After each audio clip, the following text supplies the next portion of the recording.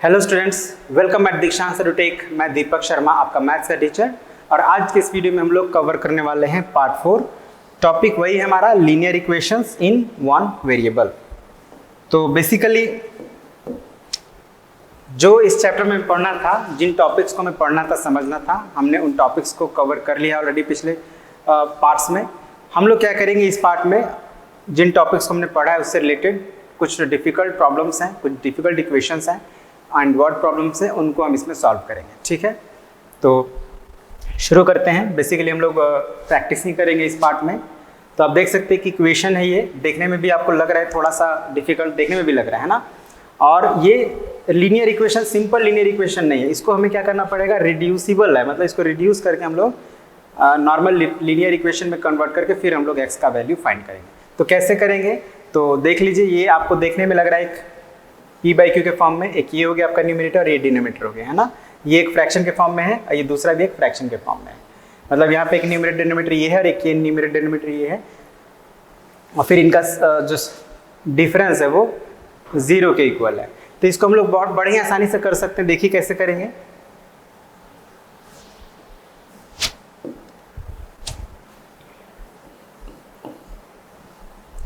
क्या करना है, पहले हम लोग इसको नोट करते हैं, जो है पहले उसको लिखते हैं।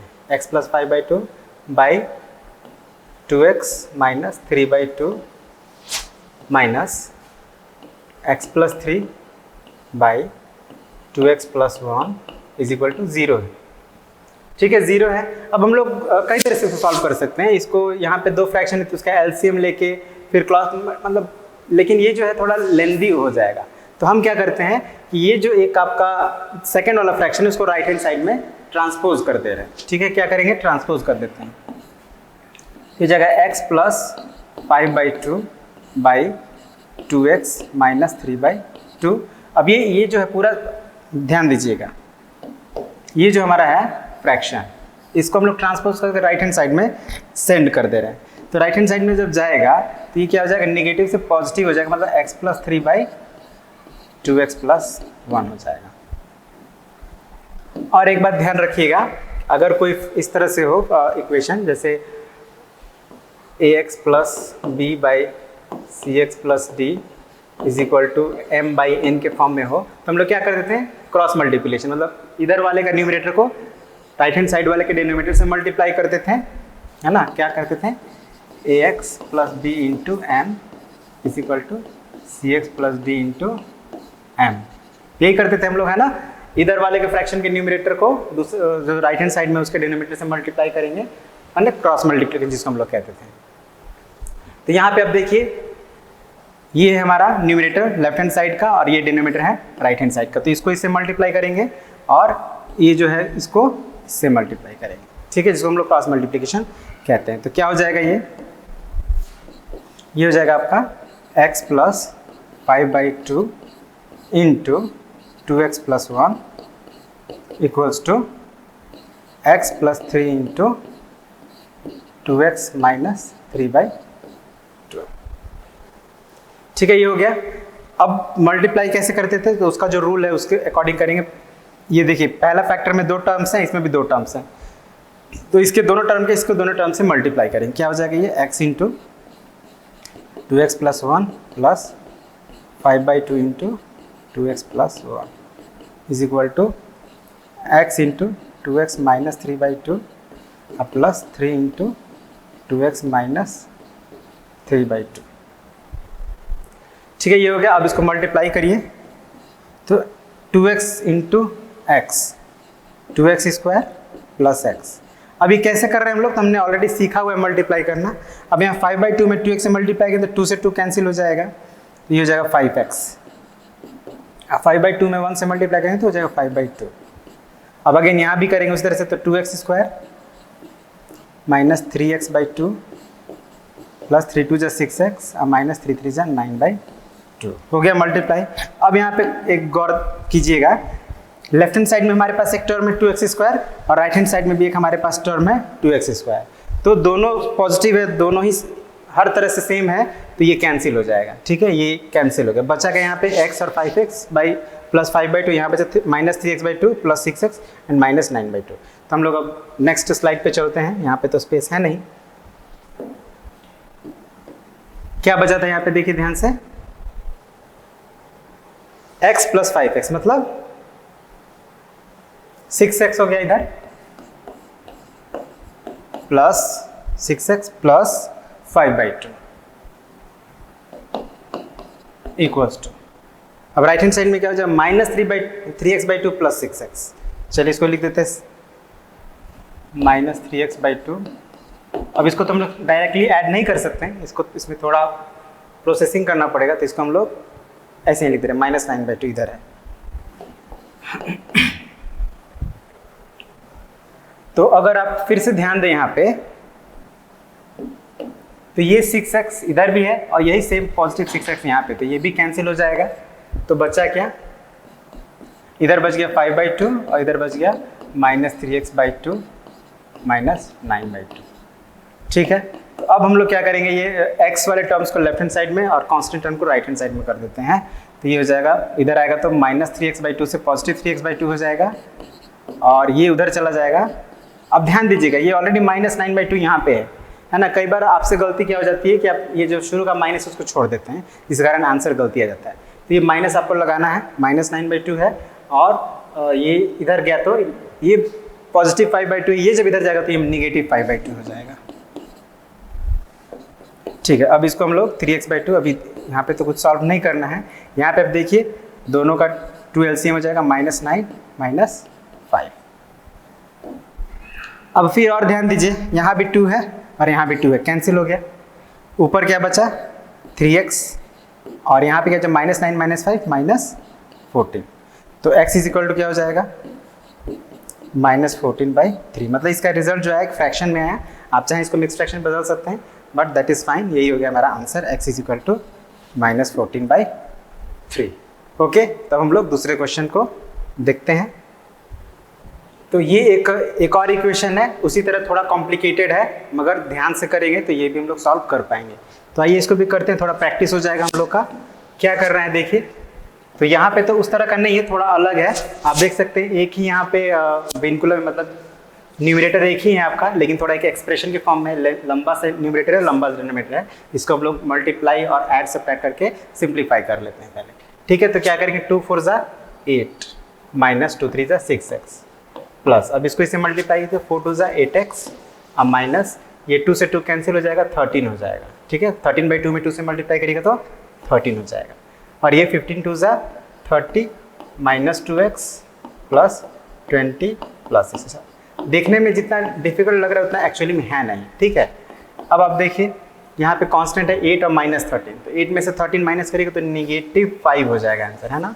अब -6x plus x plus 2x हो जाएगा। अब 30 है और प्लस 20 50 और -2x plus x minus x is equal to 5/7। देखिए काफ़ी सिंपल हो गया, 2 स्टेप में एकदम सिंपल हो गया। तो अब इसको हम लोग क्रॉस मल्टीप्लिकेशन करेंगे और जैसे ही क्रॉस मल्टीप्लिकेशन करेंगे ये, और फिर सभी वेरिएबल्स को एक साइड और कांस्टेंट्स को अदर साइड लेकर आ जाएंगे, तो ये आपका सिंपल लीनियर इक्वेशन के फॉर्म में आ जाएगा। फिर उसको हम लोग जैसे सॉल्व करते हैं कर लेते हैं। ठीक है, तो इसको आप लोग कर सकते हैं। तो इसके आगे हम लिख देते हैं टू बी कंटिन्यूड, मतलब इसको अब आपको कंटिन्यू करके सॉल्व करना है। ठीक है, बहुत सिंपल है। तो अब हम लोग थोड़ा बहुत प्रैक्टिस कर लिए इक्वेशन को सॉल्व करके, अब थोड़ा वर्ड प्रॉब्लम्स को सॉल्व करते हैं। जैसे पहला क्वेश्चन है ये, वर्ड प्रॉब्लम्स को सॉल्व करते समय एक बात का हमेशा ध्यान रखना है, क्वेश्चन को बहुत ही सावधानी से और अच्छे से पढ़ना है। ठीक है, क्योंकि थोड़ा भी अगर आप क्वेश्चन को समझने में चूक किए तो आपका इक्वेशन गलत बनेगा, इक्वेशन गलत बनेगा तो सोल्यूशन उसका गलत आएगा। ठीक है, तो ध्यान से पढ़ना है, इसी बात को ध्यान रखना है। देखिए क्या कह रहा है, the sum of 2 positive number, दोनों पॉजिटिव नंबर्स हैं, मतलब नेगेटिव का तो कोई चांस नहीं है, आंसर नेगेटिव आना ही नहीं चाहिए। क्या हो रहा है 52। If we divide the smaller number by the greater number, मतलब ये दो नंबर हैं अलग अलग, उनको जोड़ने पर तो 52 आ रहा है, लेकिन जब उनको हम डिवाइड करते हैं तो हमें मिलता है 3/10। तो हमें नंबर्स बताने हैं। तो देखिए ये इस तरह के क्वेश्चंस आपको बहुत मिलेगा। ठीक है ना, सम गिवन रहेगा और फिर हमको उनके बीच का एक रिलेशन दे दिया जाएगा, तो हमें नंबर्स फाइंड करने होंगे। तो इस सिचुएशन को कैसे सॉल्व करेंगे, तो let a number is equal to x। तो अनदर नंबर क्या हो जाएगा, दो नंबर है ना, तो एक नंबर अगर x है तो दूसरा नंबर क्या हो जाएगा 52 माइनस एक्स। कैसे होगा, तो याद रखिएगा ये है क्या, ये सम गिवन है और ये एक नंबर गिवन है और हमने एक नंबर को x मान लिया, हमें कोई नंबर नहीं पता है तो एक को हमने x मान लिया है। तो आपने अक्सर देखा होगा इस तरह से कि जब हमें एक नंबर दिया रहता था और सम दिया रहता था तो अदर नंबर निकालने के लिए हम क्या करते थे, सम में से उस गिवन नंबर को माइनस कर लेते थे। तो अगर एक नंबर हमारा x है तो दूसरा नंबर क्या होना चाहिए, 52 में से जो x घटा लेंगे वही आएगा। अब x का वैल्यू में जब जैसे ही पता चलेगा हम अदर नंबर दोनों का मतलब वैल्यू बता पाएंगे। ये हमने मान लिया, ठीक है, एक नंबर x दूसरा number 52 minus x. Now according to question, ठीक है, अकॉर्डिंग टू क्वेश्चन को shorting to question AQ short में लिखेंगे AQ अकॉर्डिंग टू क्वेश्चन। क्या कह रहा है, if we divide the smaller number by the greater number, smaller number को छोटा बड़ा नंबर से अगर डिवाइड करें ना, smaller number by the greater number we get 3/10। अब इसमें छोटा कौन है बड़ा कौन है में तो पता नहीं चलता था, तो डिपेंड करता है x का वैल्यू पे। अगर x का वैल्यू कम है तो ये छोटा होगा और ये बड़ा हो जाएगा, और x का वैल्यू ज़्यादा है तो ये बड़ा हो जाएगा और ये छोटा हो जाएगा, ये हमें पता नहीं है। तो हम लोग किसी को भी छोटा बड़ा मान सकते हैं। तो अगर हम इसको x को छोटा मान लें तो x को बड़े नंबर से डिवाइड करना है, यानी 52 माइनस एक्स से डिवाइड करना है। तो अकॉर्डिंग टू क्वेश्चन ये किसके बराबर होना चाहिए, 3/10 के। तो 3/10 कर दीजिए, दैट्स ऑल, है ना। अब आपको क्या करना है, क्रॉस मल्टीप्लीकेशन, x को 10 से मल्टीप्लाई करेंगे 10x और फिर ये 3 को 52 माइनस एक्स से मल्टीप्लाई कर देंगे। अब मल्टीप्लाई करिए, ये तो यहाँ पे 10x ही रहेगा, ये हो जाएगा 156 और ये 3 into minus x minus 3x हो गया, ठीक है। अब क्या करेंगे, x वाले टर्म्स को लेफ्ट में लाएंगे, मतलब इसके आगे अब आप सॉल्व कर सकते हैं, ठीक है। तो कर ही देते हैं ना, कोई कन्फ्यूज़न नहीं रहे आपको। तो क्या हो गया था हमारा यहाँ पे 10x इज इक्वल टू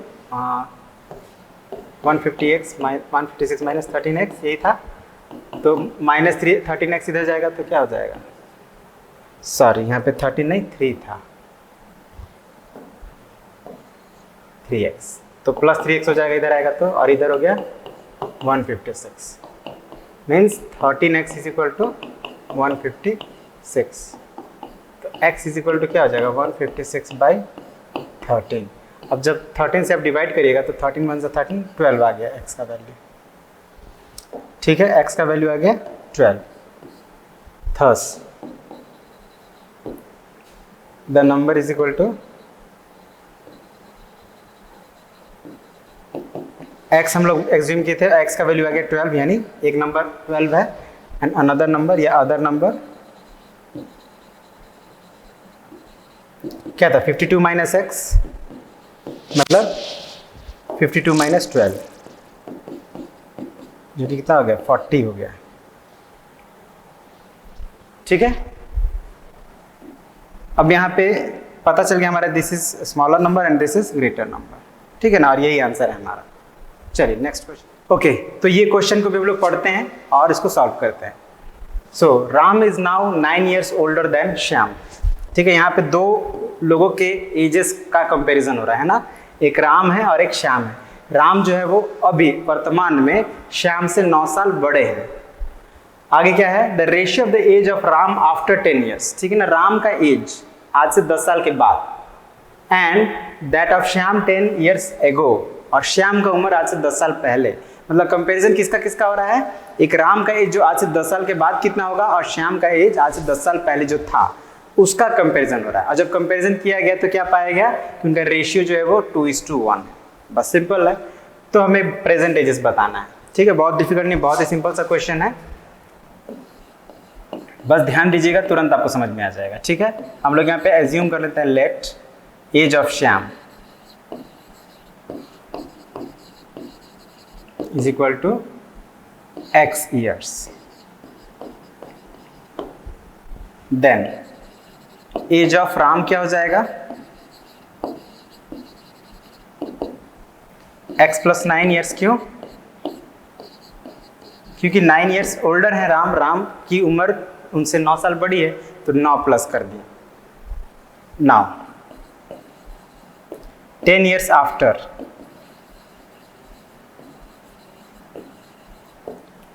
है ना, 10 साल बाद राम की उम्र, है ना, 10 years after age of Ram क्या हो जाएगा, आज है x+9, आज 10 साल बाद क्या हो जाएगा और 10 ऐड कर देंगे, यानी x+19 years हो जाएगा।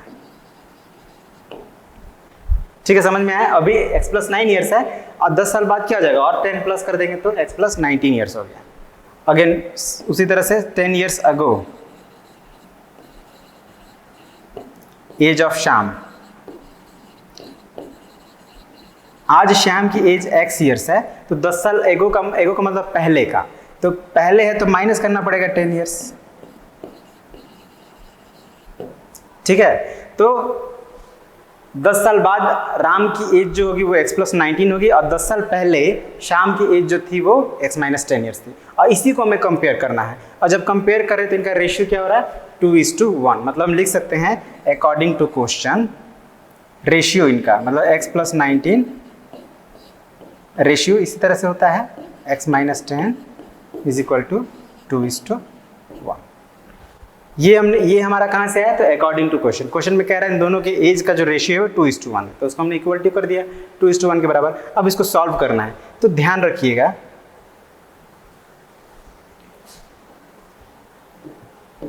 कि रेशियो को जब हम लोग सॉल्व करते हैं तो उसको फ्रैक्शन में कन्वर्ट करके करते हैं, है ना, यानी कि जो x+19 जो राम का एज था वो ऊपर चला जाएगा और श्याम का एज नीचे, और यहाँ पे 2/1।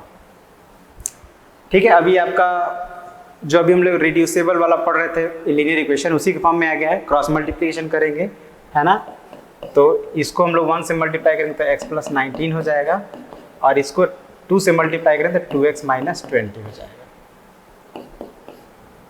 अब x टर्म्स को इधर लाइए तो x -2x -20 -19, अब x में से -2x करिए तो -x हो जाएगा और ये -39 हो जाएगा। अब माइनस से माइनस कैंसिल हो गया, x = क्या हो गया 39। थस एज ऑफ ये x किसको हम लोग माने थे, एज ऑफ श्याम ना, तो एज ऑफ श्याम = 39 years और एज ऑफ राम, अब इसमें 9 प्लस कर दीजिए 39 + 9 48 years।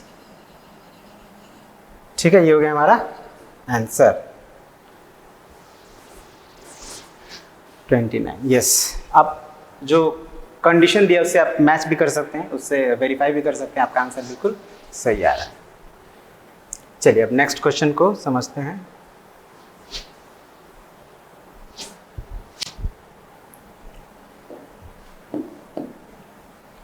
मधुरिका first thought of a number then doubled it and added 20 to it। अब ये एक पजल टाइप का इक्वेशन है, तो इसको आप खुद भी ट्राई कर सकते हैं ना।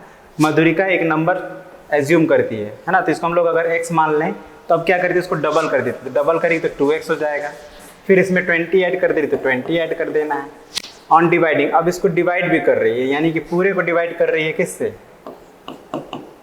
बाई 25, तो उसको क्या मिलता है 4 मिलता है। तो ये नंबर क्या है, तो 40 होना चाहिए। ठीक है, इसका आंसर 40 आएगा। इसको आप खुद करेंगे, बहुत सिंपल है। जो इक्वेशन ऑलमोस्ट मैंने बना दिया है, लेकिन आप इसको थोड़ा अपने तरह से अच्छे से कर लें, है ना। आंसर इसका 40 आना चाहिए।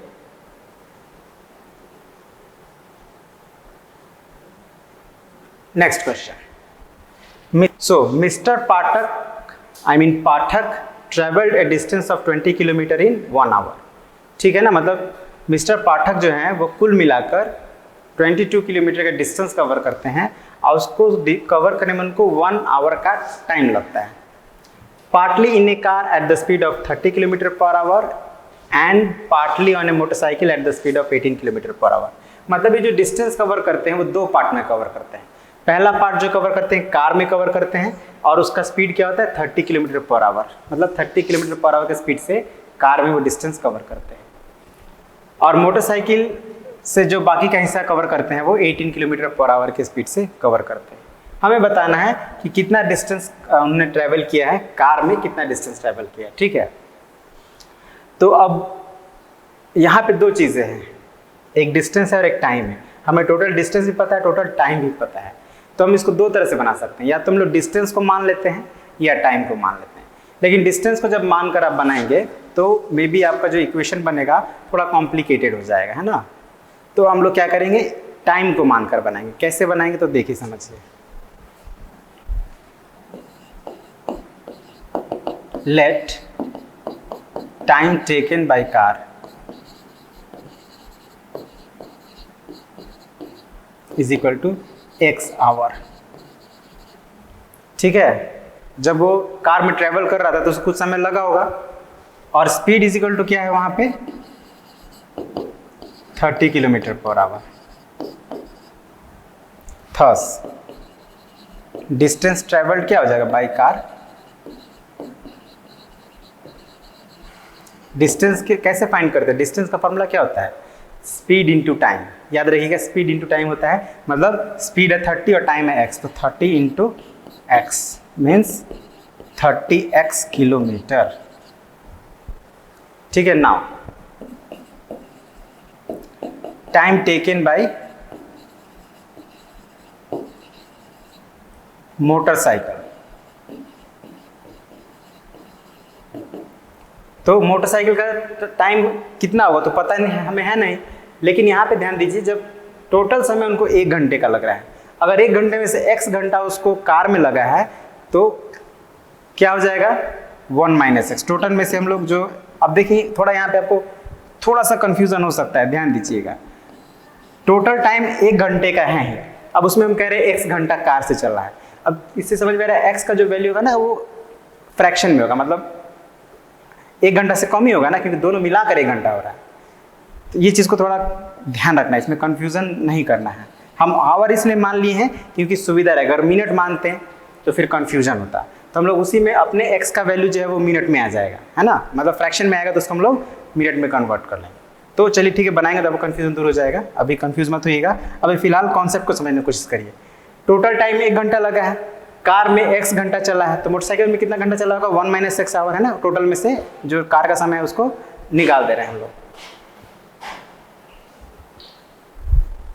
ओके, तो अब इसमें जो स्पीड है क्या है, मोटरसाइकिल का स्पीड कितना है 18 किलोमीटर पर आवर। तो फिर मोटरसाइकिल से कितना डिस्टेंस कवर किया, thus distance is equal to speed into time, right, यानी 18 इंटू 1 माइनस एक्स किलोमीटर। अब ध्यान देना है, कार से कुछ डिस्टेंस ट्रेवल किया है उसने और मोटरसाइकिल से किया, तो दोनों का डिस्टेंस मिलाकर कितना होना चाहिए, जो टोटल डिस्टेंस यानी 22 किलोमीटर के बराबर होना चाहिए। मतलब हम कह सकते हैं according to question, now according to question 30x plus 18 into 1 minus x is equal to 22 hours, sorry 22 kilometre, है ना। दोनों का डिस्टेंस का मिलाकर कितना हो रहा है 22 किलोमीटर हो रहा है।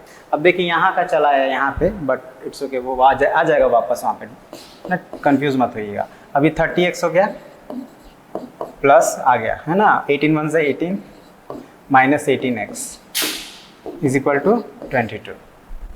ठीक है, अभी 30x अब माइनस 18x कितना हो जाएगा, 30 में से 18 घटाइएगा तो आप 12 हो जाएगा ना, 12x plus 18 is equal to okay 22 होना चाहिए। अब देखिएगा ये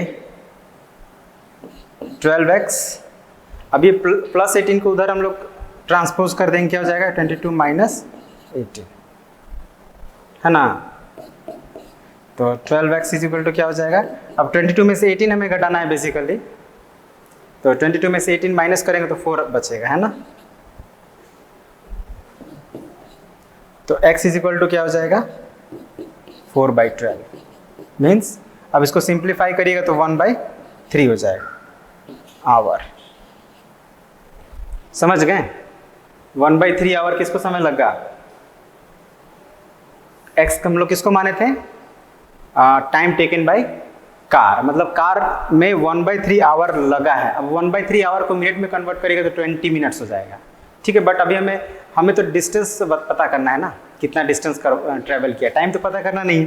क्वेश्चन क्या है यहाँ पे देखिए, distance travelled by the car, तो हमें उस x की वैल्यू से मतलब मिनट टाइम से मतलब नहीं अभी। ये हो गया हमारा 1/3 आवर x का value, thus distance travelled by car हम लोग लिख देते हैं।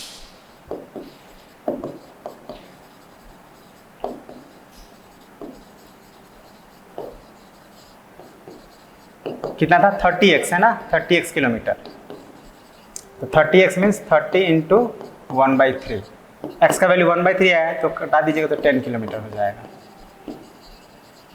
आंसर। ठीक है, क्लियर।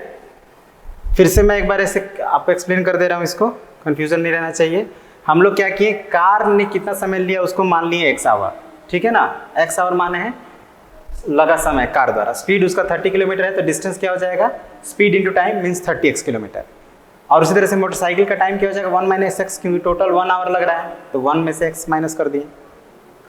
और इसका स्पीड 18 है तो डिस्टेंस हो जाएगा 18 इंटू 1 - x किलोमीटर। और दोनों का डिस्टेंस का सम कितना है 22 किलोमीटर, तो इसको हम लोग प्लस कर 22 कर दिए, सॉल्व करके x का वैल्यू निकाल दिए, 1/3 किलोमीटर आ गया, आई मीन 1/3 आवर आ गया। और यही 1/3 का वैल्यू यहाँ पे x में रख दिए तो डिस्टेंस ट्रेवल्ड बाय कार निकल गया 10 किलोमीटर। ठीक है, चलिए आगे। अब ये एक क्वेश्चन है, ये भी थोड़ा कॉम्प्लिकेटेड है, ध्यान से समझना पड़ेगा इसको। चलिए समझते हैं। ए boat goes down stream, down stream का मतलब क्या होता है, आप देखिएगा नदी जब या कुछ भी बहता है ना तो थोड़ा सा जो उसका पाथ होता है ऊपर से हायर टू लोअर में होता है, मतलब एकदम प्लेन नहीं होता है, ठीक है ना, हायर टू लोअर में तभी फ्लो होता है ना। पानी वैसे भी फ्लैट सरफेस पे फ्लो नहीं करता है, एक जगह ऊंचा रहेगा एक जगह नीचे रहेगा तभी फ्लो करता है। तो नदी का कुछ हिस्सा ऊंचाई पर होता है और कुछ हिस्सा नीचे रहता है, जिस कारण फ्लो होते रहता है। तो जिस डायरेक्शन में फ्लो कर रहा होता है उसको हम लोग डाउन स्ट्रीम कहते हैं, है ना। मतलब जैसे नदी इस डायरेक्शन में ऐसे बह रहा है तो ये जो डायरेक्शन है वो डाउन स्ट्रीम कहलाएगा। अब अगर नाव नदी में चल रहा है तो हो सकता है इस डायरेक्शन से जाए या हो सकता है इधर से भी जाए, दोनों नाव तो दोनों डायरेक्शन चल सकती है, इधर से भी चलेगा इधर से भी चलेगा। तो अगर कोई नाव नदी के दिशा में बह रहा है तो उसको डाउन स्ट्रीम कहेंगे, और नदी के उल्टे दिशा में बह रहा है तो उसको अप स्ट्रीम कहेंगे। ये बात आप ध्यान रखिएगा। तो ये डाउन स्ट्रीम का बात हो रहा है कि एक नाव है जो डाउन स्ट्रीम जा रहा है और कितना डिस्टेंस कवर करता है, डिस्टेंस नहीं पता लेकिन समय पता है, 96 मिनट उसको लगता है। 2 पोर्ट्स है ना, उन पोर्ट्स के बीच का डिस्टेंस कवर करने में उसको 96 मिनट का समय लगता है। लेकिन उसी नाव को जब वो अप स्ट्रीम में आता है ना, उल्टा, जैसे मान लीजिए एक प्लेस है ए और ये एक प्लेस है बी, अब ए से बी तो डाउन स्ट्रीम हो गया, डिस्टेंस तो सेम रहेगा, तो ए से बी जाने में 96 मिनट लगा, लेकिन जब बी से ए गया तो अप स्ट्रीम हो गया, मैंने उल्टा डायरेक्शन में हो गया, तो उसमें उसको कितना समय लग रहा है 120 मिनट का समय लग रहा है। अब यहाँ पे एक दिया है speed of the stream 1 kilometre per our, मतलब जो धारा बह रहा है तो उसका भी एक स्पीड होगा, वो है 1 किलोमीटर पर आवर, बहुत ही लाइट स्पीड है, 1 घंटे में 1 किलोमीटर बह रहा है। तो हमें क्या बताना है, speed of the boat in still water, मतलब अगर नदी कोई का ऐसा हिस्सा जो एकदम शांत है, वो नहीं प्रवाहित हो रहा है ना, कुछ दूरी ऐसा हो सकता है कि शांत है प्रवाहित नहीं हो रहा है, तो उस स्थिति में उस नाव का स्पीड क्या होना चाहिए हमें ये बताना है। ओके, तो कैसे करेंगे पहले ध्यान रखिए, हम लोग को बोट का स्पीड बताना है इन स्टिल वाटर। मान लेते हैं let speed of boat in still water, है ना,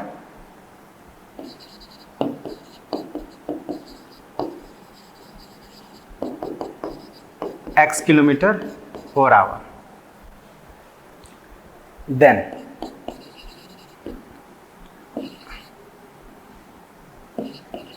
स्पीड ऑफ बोट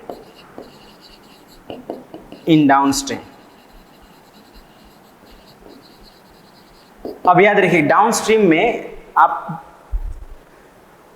नदी में अगर बोट चला रहे हैं, डाउन स्ट्रीम में चलाएंगे तो मतलब बोट को ना सपोर्ट मिलता है, स्ट्रीम अगर स्ट्रीम का जो स्पीड है उसमें सपोर्ट मिलता है तो नाव का स्पीड जो बढ़ जाता है। ठीक है, ये बात ध्यान रखिएगा, डाउन स्ट्रीम में नाव को सपोर्ट मिलता है, तो सपोर्ट मिलेगा तो स्पीड उसका बढ़ेगा। कितना बढ़ेगा? तो जितना स्ट्रीम का मतलब स्पीड होगा। तो यहाँ पे स्ट्रीम का स्पीड कितना है? 1 किलोमीटर है, यानी इसका स्पीड कितना बढ़ जाएगा? 1 किलोमीटर पर आवर बढ़ जाएगा। ठीक है, डाउन स्ट्रीम में बोट का स्पीड क्या हो जाएगा? x + 1 kilometre. और टाइम कितना लगा है? 96 मिनट्स। अब यहाँ पे एक बात ध्यान देना है, डाउन स्ट्रीम में जो स्पीड दिया है वो किलोमीटर पर आवर में है, लेकिन जो टाइम है वो मिनट्स में है। तो इसको हम लोग को आवर में कन्वर्ट करना पड़ेगा। आवर में कन्वर्ट करने के लिए क्या करेंगे? 60 से भाग दे देंगे तो ये आवर हो जाएगा। सिंप्लीफाई कर लीजिए।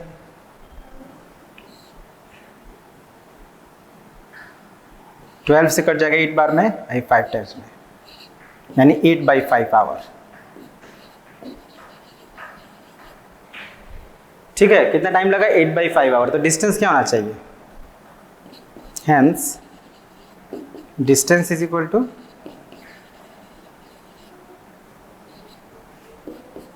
तो डिस्टेंस का अभी हमने बताया था, डिस्टेंस का जो फॉर्मूला होता है स्पीड इंटू टाइम होता है। तो स्पीड है x + 1 और टाइम में 8/5, तो मल्टीप्लाई कर देंगे x + 1 इंटू 8/5। ये हो गया डिस्टेंस जो नाव ने कवर किया है डाउन स्ट्रीम में। अब हम लोग अप स्ट्रीम में निकालेंगे इसको। Now speed of boat in up stream,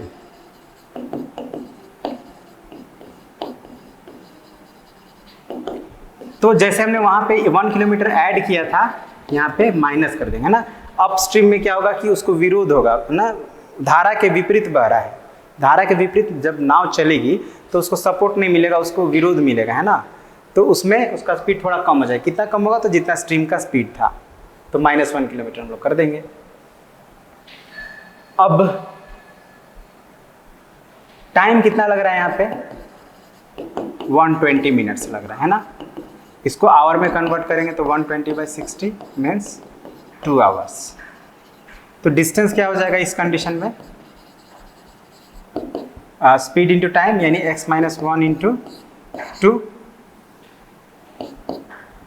हो जाएगा। लेकिन ध्यान दीजिए, हर बार मतलब बेसिकली देखा जाए तो डिस्टेंस तो दोनों समय सेम ही है ना। एक बार a से b में गया, एक बार b से a आया, तो a से b जो डिस्टेंस है वही b से a होगा, एंड डिस्टेंस सेम है।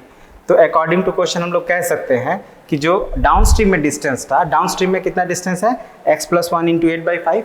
तो अप स्ट्रीम में भी वही डिस्टेंस होगा, x - 1 इंटू 2। तो इसको हम लोग इक्वल कर सकते हैं। तो x + 1 into 8/5 is equal to x - 1 into 2। अब ये इक्वेशन हमारा बन गया। अब इसको सॉल्व कर लेना है। तो इसको हम लोग ऐसे कर सकते हैं, देखिए ध्यान दीजिएगा, x + 1, 8 को यहीं रहने देते हैं और 5 को राइट हैंड साइड में भेजेंगे तो ये हो जाएगा मल्टीप्लाई हो जाएगा 2 × 5। ये 5 नीचे से ऊपर जाएगा तो मल्टीप्लाई हो जाएगा। तो यहाँ पे क्या होगा? x + 1 इंटू 8 और यहाँ पे x - 1 इंटू 5। तो क्या हो गया? x + 1 into 8 is equal to x - 1 into 10। अब इसी को सॉल्व कर लीजिए। तो 8x + 8 10x - 10,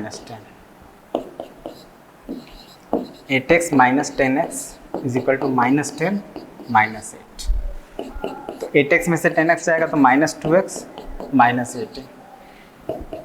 अब x इज इक्वल टू क्या है? Minus cancel, 18/2, 9 kilometre per our. मतलब x का वैल्यू क्या निकल गया? 9 किलोमीटर पर आवर। मतलब जो बोट का स्पीड है इन still water that is 9 kilometre per our. यही हो गया हमारा आंसर। ठीक है, तो बहुत लंबा क्वेश्चन था, समझने में थोड़ा दिक्कत आपको आ सकता है। एक बार फिर से मैं एक्सप्लेन कर दे रहा हूँ। हमने क्या किया कि स्टिल वाटर में, मतलब शांत पानी में बोट का जो स्पीड है उसको हमने x किलोमीटर पर आवर माना। और मैंने आपको बताया कि डाउन स्ट्रीम में नाव को सपोर्ट मिलता है, तो इसलिए डाउन स्ट्रीम में हमेशा हम लोग क्या करेंगे, जो स्ट्रीम का स्पीड है वो ऐड कर देंगे।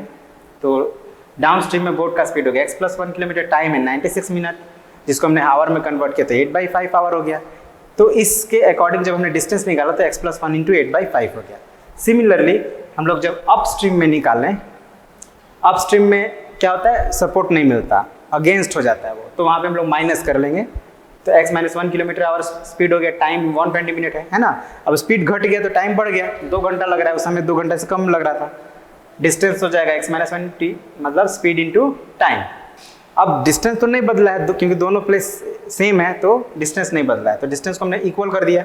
इक्वल करके हमने x का वैल्यू निकाला तो क्या आया, 9 किलोमीटर पर आवर। तो इस तरह से ही हम इक्वेशन सॉल्व करें। देखिए थोड़ा लेंथी है बट इस तरह से हम लोग सॉल्व कर सकते हैं। अब ये एक क्वेश्चन है, इसको आप खुद करिएगा।